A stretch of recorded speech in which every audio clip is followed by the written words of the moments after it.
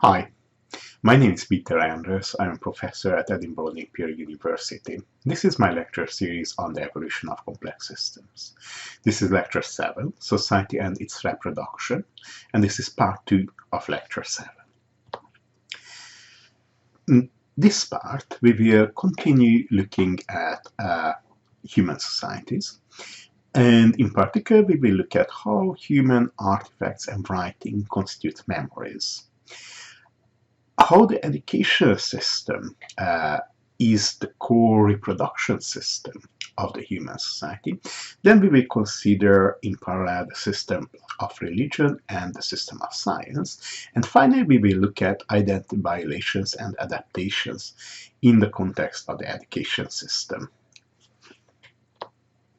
So, previously, we discussed about human society, and we said that the human society is seen as the system of all human communications which reference other human communications and provide reference for further human communications.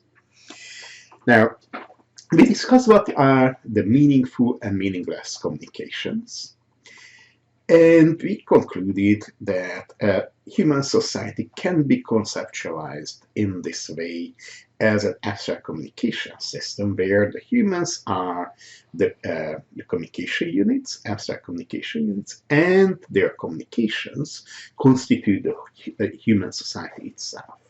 Now, following the previous and general analysis of these abstract communication systems, it's important to see how we represent memories and how we reproduce this human society. So, if you look at memories in the context of human society, first of all, what you see is that they are the human memories. Memories of humans about what happened, what has been communicated before in context where they were present. So each human remembers a lot of what they communicated in the past and what others communicated to do in the past. Now, clearly, if the past is further away, these memories fade, but humans can remember detailed events, detailed memories of events for a very long time, including quite often details of actual human communications that happened in the context of those events or behaviors. So when we retell stories about our past experience, quite often we reproduce earlier verbal communications, or we reproduce in some summarized way human communications which contributed to that particular event that we are reporting about. Now, one particular case of this reproduction of human memories is the kind of reproduction or almost exact or preferably exact reproduction of earlier verbal communication. So, for example, retelling of stories about heroes, or producing of rituals or following customs. These are all human memories which are produced again and again, and they provide reference for other human communications which are produced on the basis of these human memories. So, another way of looking at memories in the context of society is to look at what kind of artifacts we produce, what kind of changes we produce in the environment, which are repeated changes and which facilitate other human interactions. So, in general, what you see is that human communications, and this includes human behaviors as well, often lead to human artifacts. So if you look at producing an arrow, producing a plot, producing clothes, a painting, and generally any objects that we use, we need to have a certain set of human behaviors, including human communications, which lead to the production of these human artifacts. So if you consider making a pot, let's say a few thousand years ago, it included first communication between humans, between the apprentice and the master, about how to make the pot. what are the right ways of making a path, the right kind of path. And these human communications are represented by the process of making a path. And every time a path is made, this process is reproduced, referencing all those human communications which led to the establishment of this process. So, in this way, these artifacts require the reproduction of human behaviors leading to them. And in this way, they facilitate the reproduction of these behaviors, so act as memories in the context of human society. On the other side, these human artifacts also provide a range of affordances, a range of uses. And these uses induce again a set of human behaviors, including human communications, which are reproduced again and again as these human artifacts are used.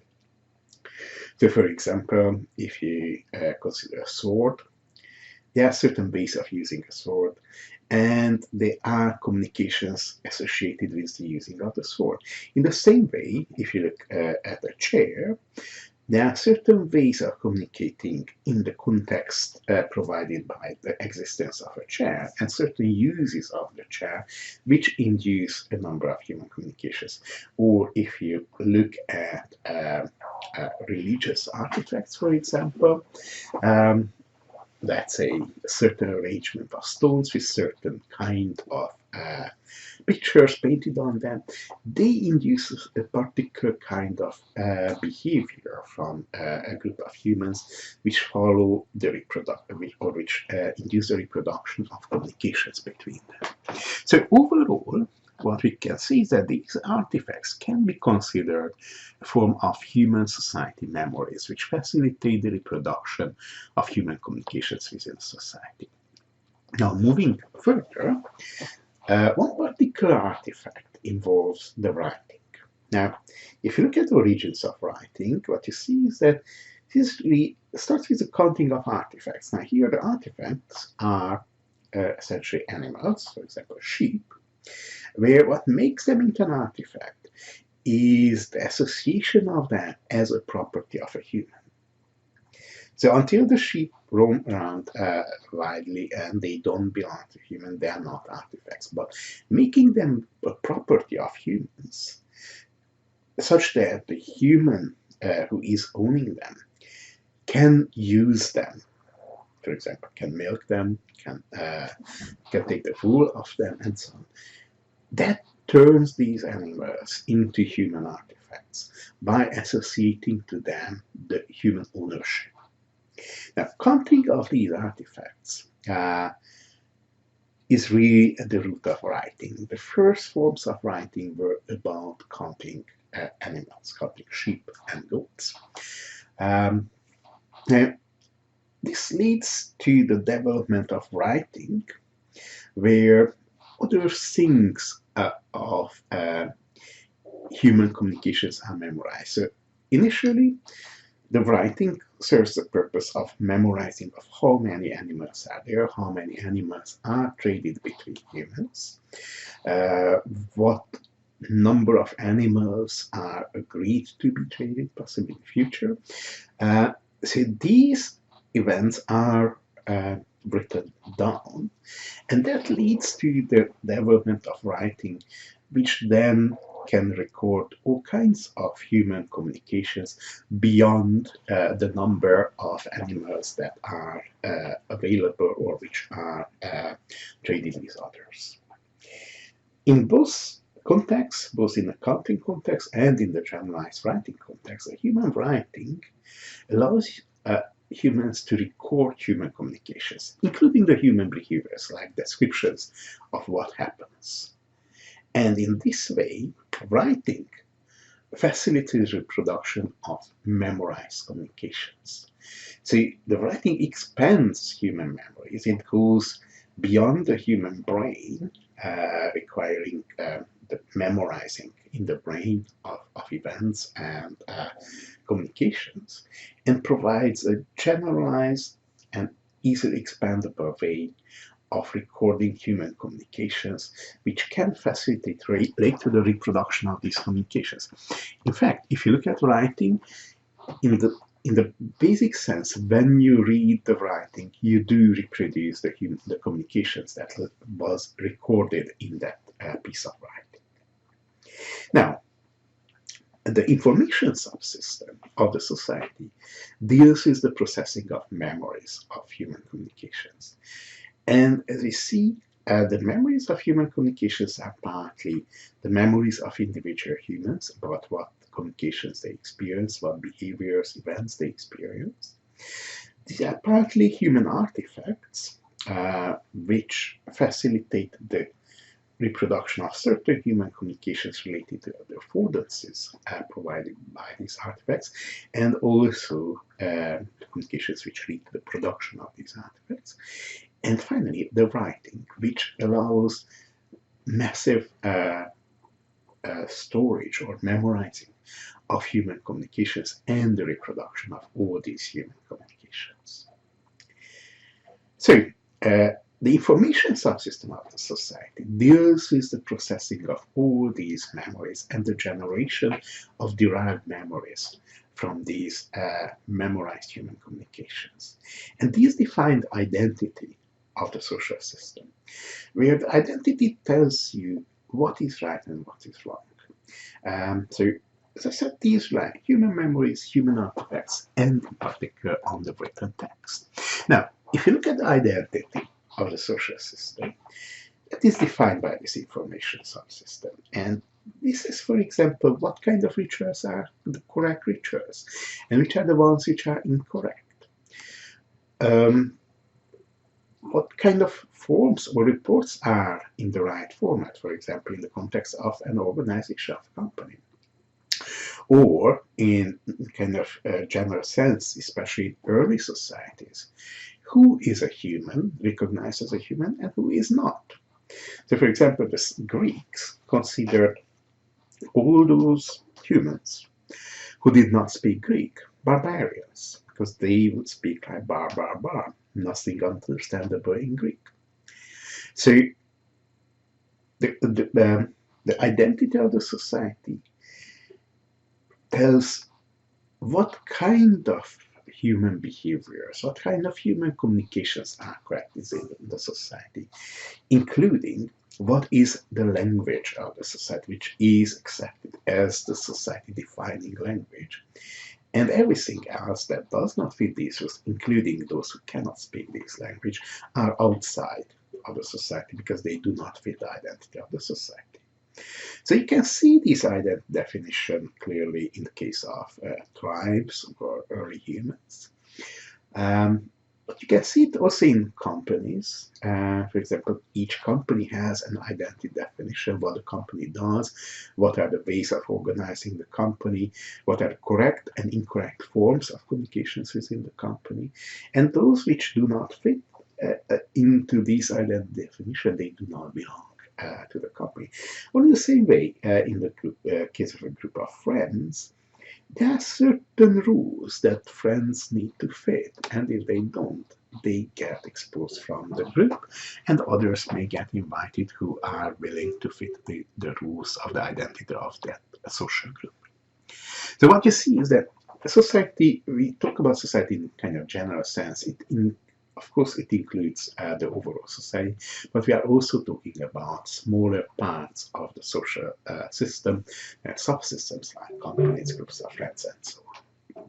Now, the reproduction of the society is about the generation of new communications that fit into the society. Now, to generate these new communications, of course, the existing communication units need to generate further new communications which follow society's rule. In addition, the society also needs to acquire new communication units to generate further communications. And this is about the reproduction of human organisms, which generates new young humans, which can be trained to participate in the system of the society. Now, as we said, the society is defined by communications which follow a particular kind of language, which is a society's language, each language defines a separate society. As I noted earlier, in the past, these different societies defined by different languages may were more separated than today. Today we have a lot of integration across different linguistic societies, and we have a kind of global human society.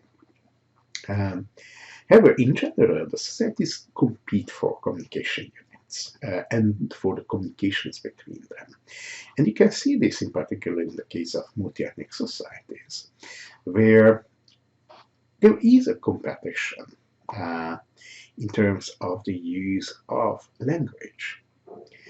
And you can see that, for example, in Europe, many local languages disappeared during the 18th, 19th century and perhaps 20th century as well, where the kind of unifying pressure of organizing a larger society led to the diminished use of certain communications in certain local languages, leading ultimately to the disappearance of these languages and the recruitment of communication units, humans, which were part of these other linguistic societies, to another larger linguistic society.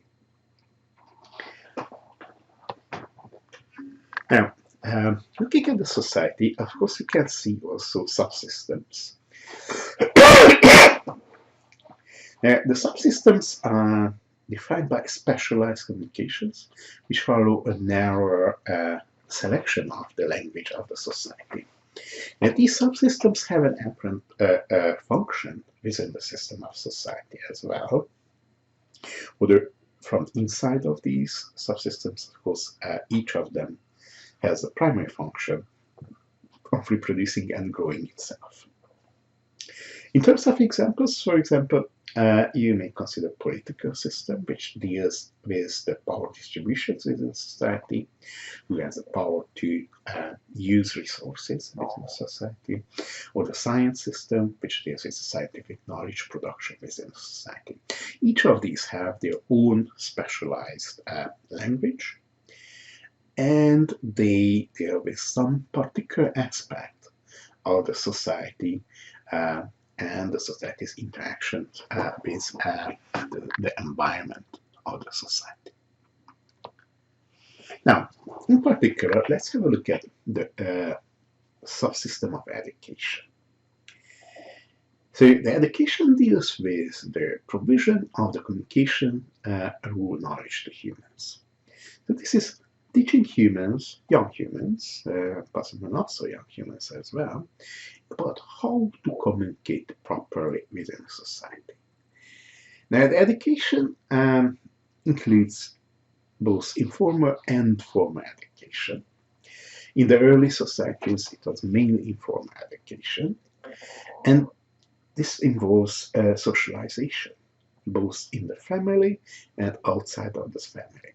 So during socializations, the young humans learn how to use their language, how to behave in society, what are the appropriate ways of interacting with other humans. So basic socialization means that the kids learn the language and use and the related basic behaviors. In early societies, this was perhaps mostly the education, or there would be possibly some ways of formal education as well, at least in some more advanced early societies. For example, consider the Greeks, the ancient Greeks.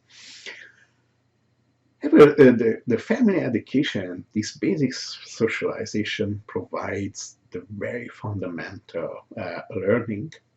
This is where the young humans, the babies, learn the language of the society, learn the use of this language, learn the basic behaviors and the basic interactions with other humans.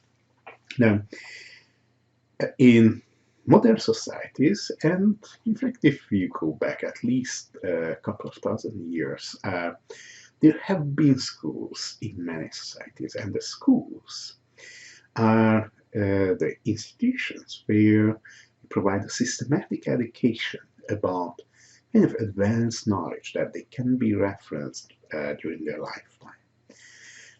So the schools are about teaching systematic knowledge about interacting with other humans, providing a kind of ground knowledge that can be referenced when you communicate with other humans. So today, this includes things like teaching mathematics, physics, biology, uh, the literature, the linguistics of the local language, and so on, which provides a general advanced knowledge of that helps humans communicate to other humans and communicate about their experiences uh, in, in their environment, both experiences with other humans and also experiences with their non-human environment, including animals and the wider physical environment. So essentially what we see is that the education system is the reproduction system of the human society. This deals with the reproduction of the communications that provide the future expansion and maintenance of the human society by providing the ways of generating further human communications and providing the common reference base that humans can reference when they communicate to other humans, which allows them that their communications are such that they are understandable and referenceable by the other humans who receive their communications as well. So in this way, the education forms the reproduction subsystem of the society, and in particular, the reproduction subsystem for the common knowledge, where by common knowledge, we mean the kind of knowledge that is commonly referenced by many human communications within the society. Now, clearly, this common knowledge is changing over time. What is today the common knowledge is not the same that was the common knowledge 1,000 years ago. But there was always a core common knowledge that was referenceable by in principle, all members of the society, and which provided the basis for the understanding of the human communications between members of the society. Now, on the other side, of course, we have paradoxes. Paradoxes in semantic terms, things that cannot be explained in the context of the common knowledge within society. Just to give you one simple example, what happens after life when people die? Well, of course, one interpretation today, and scientific interpretation, is nothing happens, you die, and that's it. But in the past, and I say even today, many people think that there is some kind of a soul which perhaps can exist beyond the death of the individual. And if there is no such thing, then what is the thing that exists before the death of the individual that makes us feel ourselves, makes us an individual? It is something that we cannot really answer today in a very clear and convincing way. But there are many other paradoxes. Think about fire in early societies, which did not know how to use fire. For these people, fire was something mysterious, which would happen through natural events, like a lightning, and which have potentially good uses, but would be also frightening. So to deal with such problems, it is essential to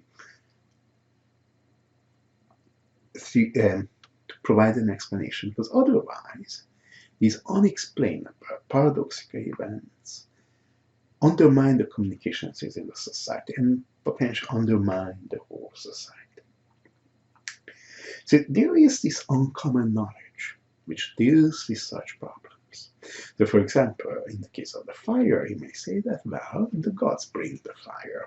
The gods are around us, they watch us, they protect us, they also punish us, and among other things, they bring fire.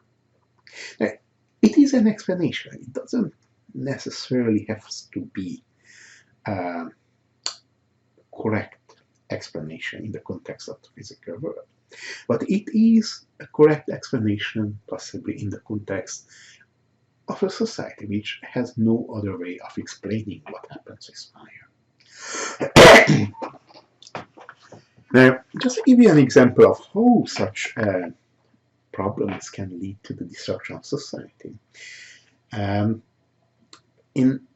there is at least one documented case of an East African hunter-gatherer society where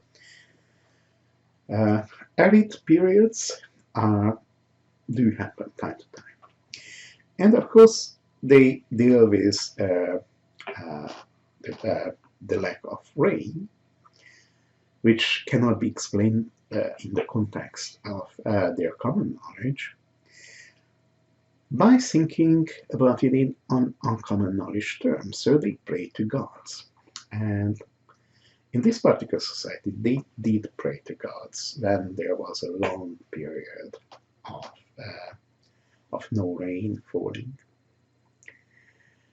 However, the period was longer than the reference to this uncommon knowledge was able to support. And when people lost their belief in the uncommon knowledge explanation of the lack of rain, and they lost their belief in their prayers to their gods to bring the rain back, the society fell apart. Previously, they would share food, they would share resources in general within society, and that was the point where the sharing stopped. The society disintegrated into its smaller family communities, or even families disintegrated into component nuclear families. Now, clearly, this changed later. However, for a period of time, society experienced a really fundamental challenge because there was a paradoxical event that they could not explain, and their uncommon knowledge failed to explain it as well. Now, the uncommon knowledge is packaged into what we call a religion. And this uncommon knowledge provides the explanations of all these common knowledge paradoxes within the society. So it provides a fitting of these paradoxes by providing some explanation. And the religion, we see this as a special subsystem of the society that deals with this uncommon knowledge. We see this as a kind of sacred knowledge or mystical knowledge, which is typically available only to the initiated. So in that sense, it is uncommon, because the common members of society cannot access this uncommon knowledge. It requires training and initiation in order for those humans to understand the kind of mysterium of this knowledge, because it provides an explanation for which there is no actual real grounding, but requires a belief in this explanation. So in this sense, this is a very uncommon, because it's not available to everybody in the society, and it is also a very important part of the society, because this provides the explanations of the paradoxical experiences which cannot be explained by the common knowledge. Now, another aspect of social communications in the society is that you can look for other kinds of explanations of these kind of unexplainable things. Explanations which can be verified. And these are the communications where the correctness can be verified experimentally. So the experimental verification means that you can perform an action, which is a set of human communications. You predict a perception as a result of these communications, of these actions. And then you check your prediction again by further actions to see whether the predicted perception matches with the actual perception.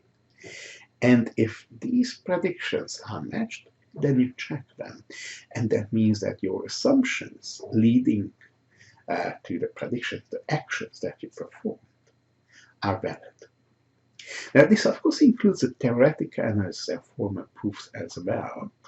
In the case of experimentally grounded theories, for example, mathematics is grounded in the experimental physical world. So these communications which form the system of these experimentally verified and verifiable communications, these are together the scientific knowledge in society. So for example, if you consider physics, chemistry, or mathematics, what you see is that although there is a good part of this that is part of the common knowledge, there's also part of this which is not exactly common knowledge. It is not the uncommon knowledge, the religious kind of knowledge, but it is not common in the sense that it is not necessarily accessible to everybody. For example, consider particle physics or the physics of stars. Clearly, this is understandable and it is described and is used by a number of humans who are experts in that area, but it is not exactly part of the common knowledge that you learn in primary and high school. So, as I said, a good part of this scientific knowledge is not part of the common knowledge because it is, if you like, too abstract, too complicated. The explanations are too complex for humans who did not go through appropriate training to understand them easily. And this forms the system of scientific knowledge. Now, the system of scientific knowledge, competes with the system of common knowledge in terms of providing explanations for things that cannot be explained in the context of the common knowledge. Now, of course, a part of the science, of the scientific knowledge, gets integrated in the common knowledge by the expansion of the education system. So, for example, if you think that back in the late or perhaps mid-late 19th century, when primary schools became widely adopted across many countries, at that time, reading and writing, or up to that time, reading and writing was not necessarily widely used. It was relatively widely used. But really, the more complex mathematics, let's say beyond multiplication, were not generally part of the common knowledge. So that became part. In the same way, physics. Let's say, think of relativity. The concept of relativistic physics today is part of the school curriculum. Go back 200 years. People did not know about it. So clearly, a large part of science becomes gradually part of the common knowledge. Today, what we teach in schools is much more advanced than, let's say, what was taught 100 years ago. But there is still a large part of the scientific knowledge which is not part of the common knowledge.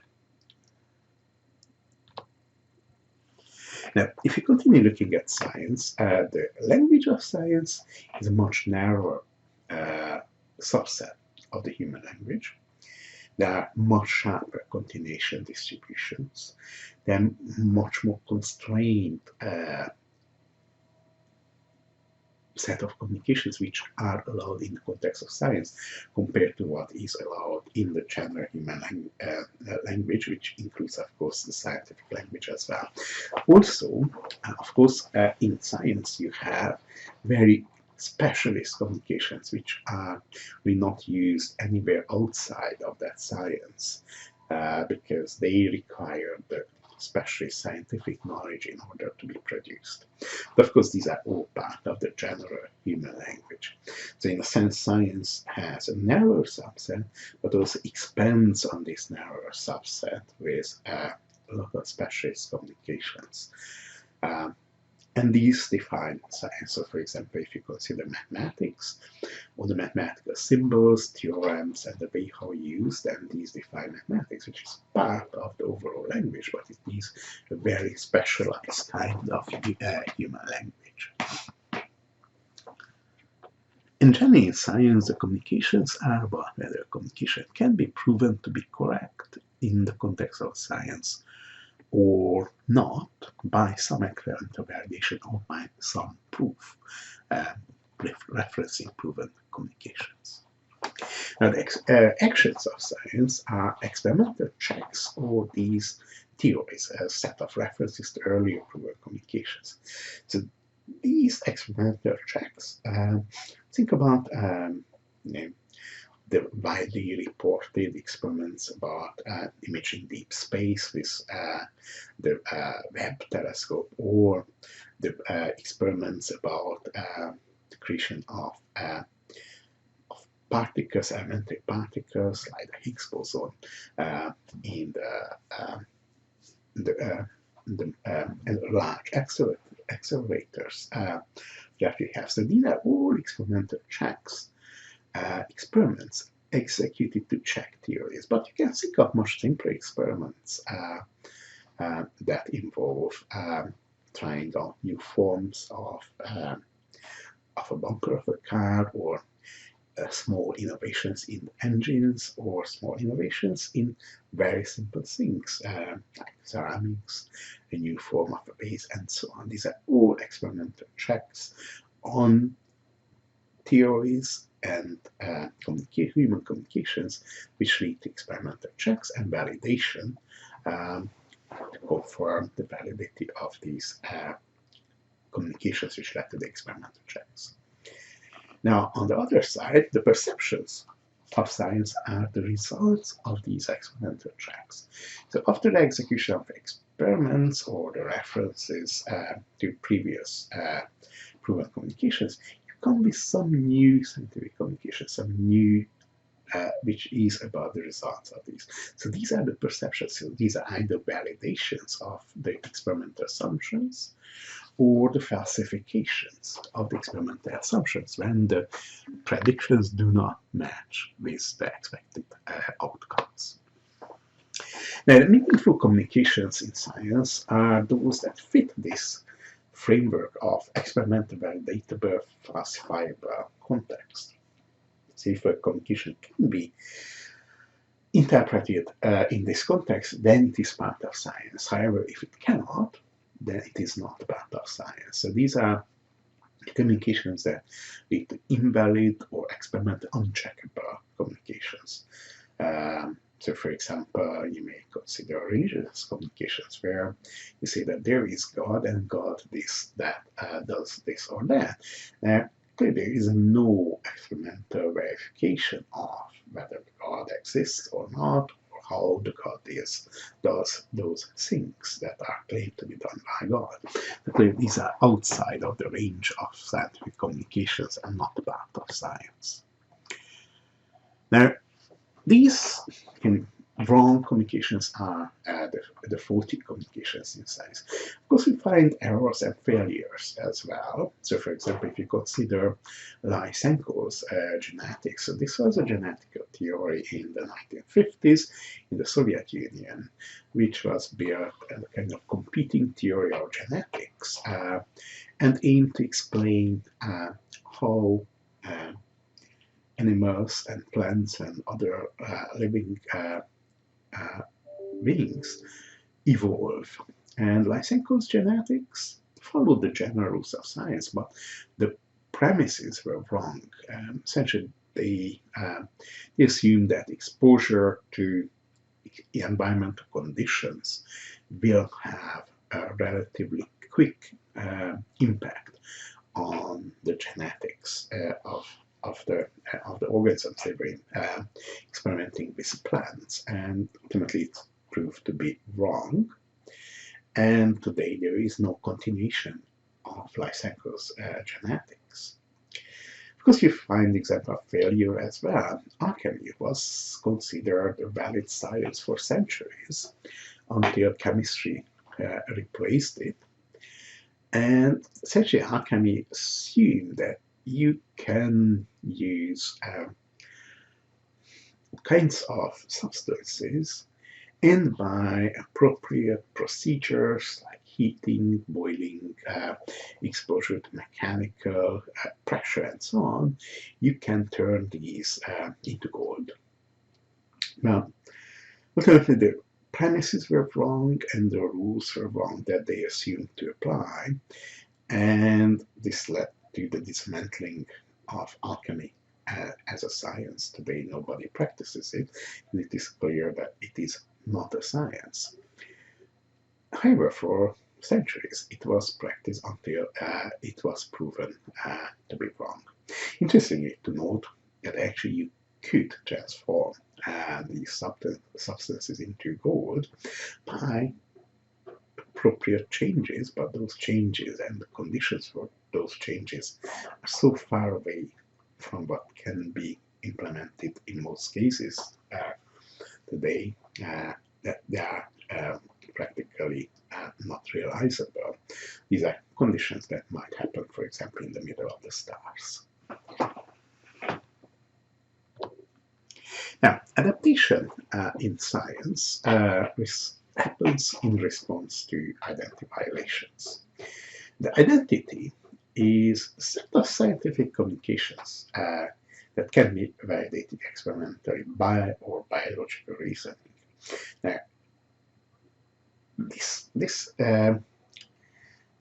the core of the identity of science, that it has to be so communication has to be validatable or falsifiable through this experimental or logical validation. And what doesn't fit in, that's not part of science. But of course there are violations of this identity, because there are experimental findings which do not fit. And that clearly challenges the validity of some statements, because it shows that some communications in science are not valid. So for example, if you think of relativity theory, quantum theory, the discovery of importance of non-coding RNAs, and so on. So these are new findings, experimental findings, which lead to the challenging of the theory and lead essentially to the derivation of new theories. Now, there is the work of Thomas Kuhn about revolutionary and standard science, which essentially shows that standard science evolves by adding little bits to the existing body of science, little bits that can be derived from this existing body of science. But you have times when you have revolutionary science, when some relatively fundamental concepts of science are challenged, and then you need to reframe that part of the science, possibly rebuild totally that part of the science, or at least expand it in a different direction. So for example, if you consider geometry, Euclidean geometry dominated geometry for thousands of years. However, by the mid-19th century, Bolyai and Lobachevsky independently discovered that you can build an alternative of the Euclidean geometry by assuming that the axiom of the parallels is not valid. And since then we know that axiom of parallels, which means that if you have a line and a point, according to the Euclidean axiom, you can find only one line across that point, which is parallel to the other line. You can relax this assumption, and you can say that there are either no lines, no such lines, or that there are many such lines. And in both options, you can build a valid geometry. And today we know that there are many different kinds of geometries that you can build, not only the Euclidean geometry. And although the Euclidean geometry as a version of geometry is very valid, you can see that there are other kinds of geometries that are also valid. And in different contexts, those other geometries are valid and not the Euclidean geometry. Although in our common life, Euclidean geometry is what dominates in terms of relevance, what we experience. So, if you look at education, science, and religion altogether, what you see is that education, which is a reproduction of the common knowledge, leads to the development of the religion because of the paradoxes that cannot be explained by the common knowledge. And this happens probably very early in very simple societies where humans can communicate and there is an emergent common knowledge. And there is also realization of the unexplainable, which requires the development of the religion, of the system of uncommon knowledge. Because this works further and leads to the development of science, which follows the common knowledge. And historically, it is inspired by the uncommon knowledge.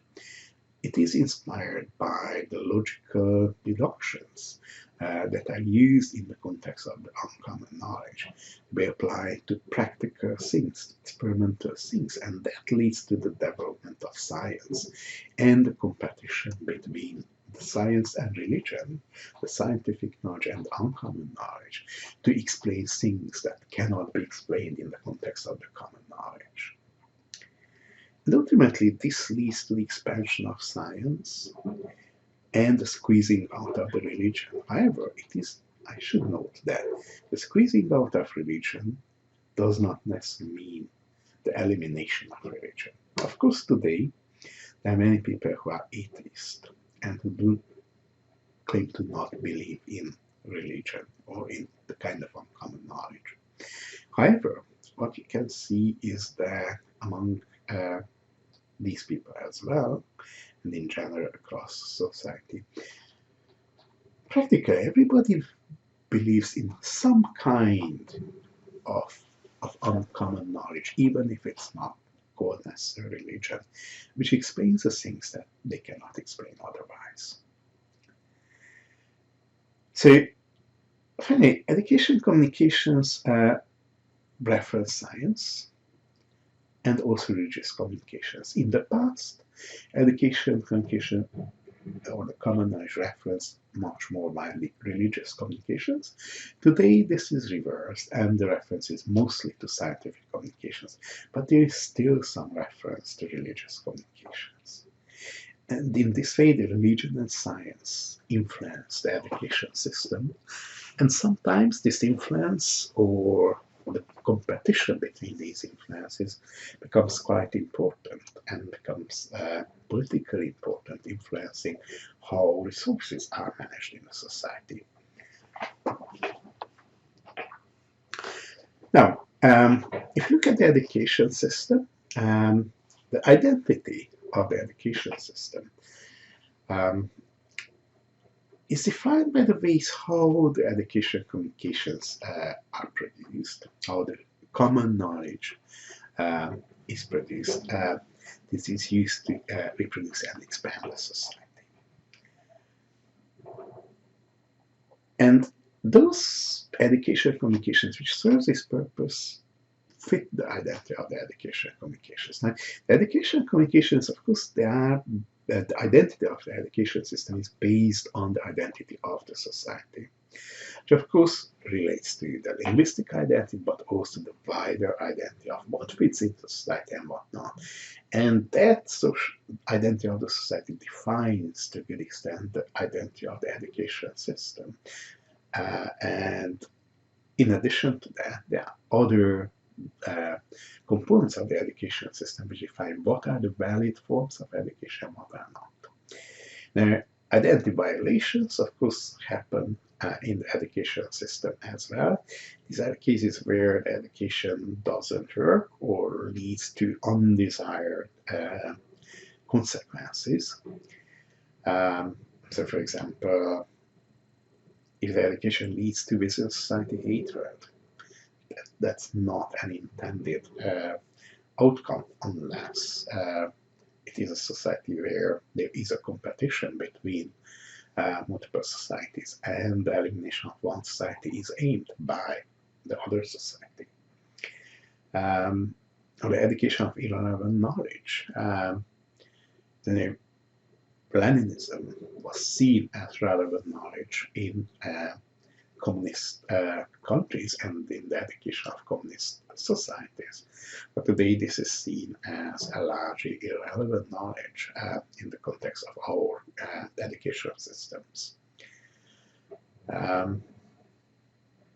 Or if you think of the Cultural Revolution in China, like in the 1960s, where education was seen as something bad for society. So there was a quite fundamental revision of the identity of the education system, where the formal education was seen as bad, and the education in labor camps essentially was seen as the right way of education of humans. But really, you can find many examples where the educational system experiences identity violations and it adapts to these identity violations. So, generally, it's by the adaptation is by new forms of education or by changing how the education system works. So, for example, Europe, this led to the development of trade schools, the generalized elementary education, or the formal graduate schools at universities, which were all responses to perceived challenges to the educational system. But as I noted, this works in many different ways. If you look at the Cultural Revolution in China, that led to the massive shrinking of the education system for a short period of time. The review of education textbooks, of course, in response to changes in science. So, for example, consider biology today, where increasingly more biological knowledge entered, and systematic biological knowledge entered in biology textbooks in the last few decades compared to the past.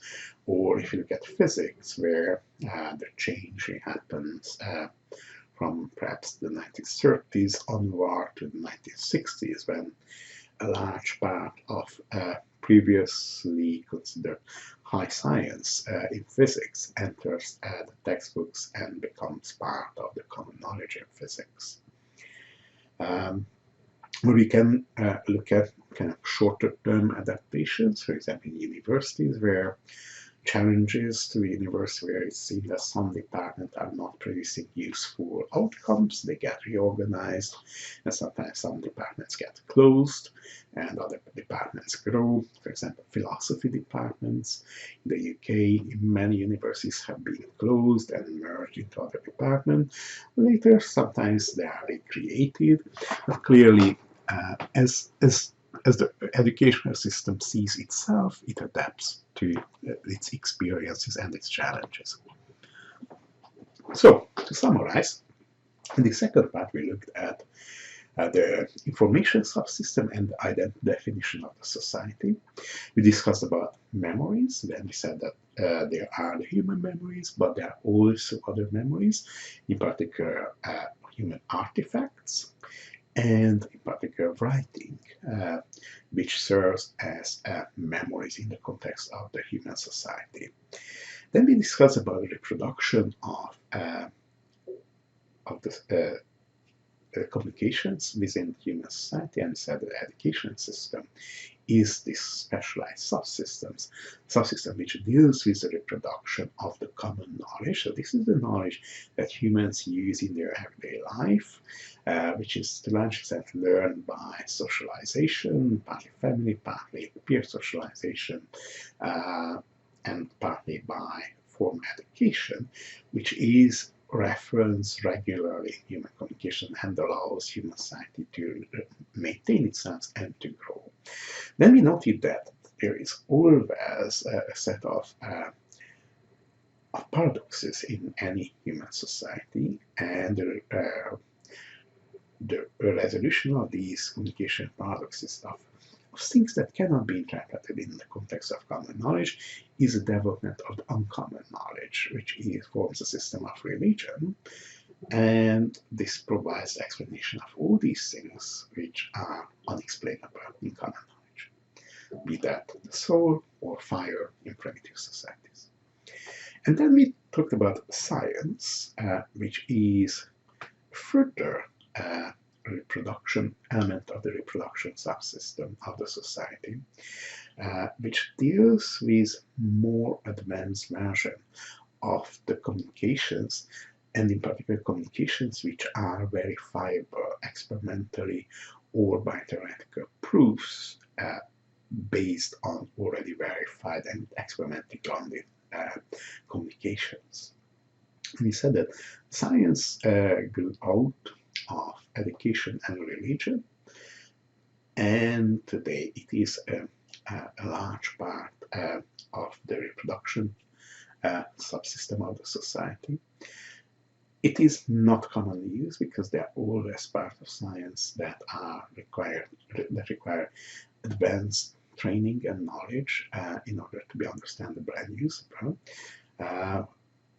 But of course, at the same time, the education system increasingly takes in parts from science by expanding the common knowledge and incorporating knowledge that was part of scientific knowledge before. And there is a competition between science and religion in terms of explanation of things that cannot be explained in the common knowledge. And finally, we discussed about identity violations and adaptations in the science and education subsystem. Let's see a few questions and answers. One, is it true that the communications between human and its dog is part of the society? And well, what we say here is that if you look at the communication between a human and their dog, the dog clearly is not human. However, the communications towards the dog sometimes reference other human communications. The dog's communications towards the humans, behavioral communication and vocalization communication, of course, references human communication and some way the human interprets them and responds to these. So, in a sense, if there is enough reference to other human communications, you may see it as part of the society. And clearly, it does link to the human society, but it's clearly at the boundary of it. So, in general, what we could say is that potentially it is part, especially if the communication between the dog and human influence the communications of the human with other humans. If this is not the case, then perhaps it is not part. But in some cases, it can be seen as part of human society. Second question, is it true that education deals with the reproduction of communications making up uncommon knowledge? And the answer is no. What we said is that the education system deals with the reproduction of the common knowledge. So it is part of the overall reproduction subsystem of the human society, and it is the part that deals with the common knowledge, which is commonly used in the human society. Third question, is it true that religious communications are meaningless in the system of science? And the answer is yes, this is true, because religious communications cannot be verified in general, neither experimentally or by proofs relating to experimentally validated communications from the past. So in that sense, religious communications are not part of the system of science. Next question, is it true that the actions of science are sequences of human communications resulting in scientific experiments?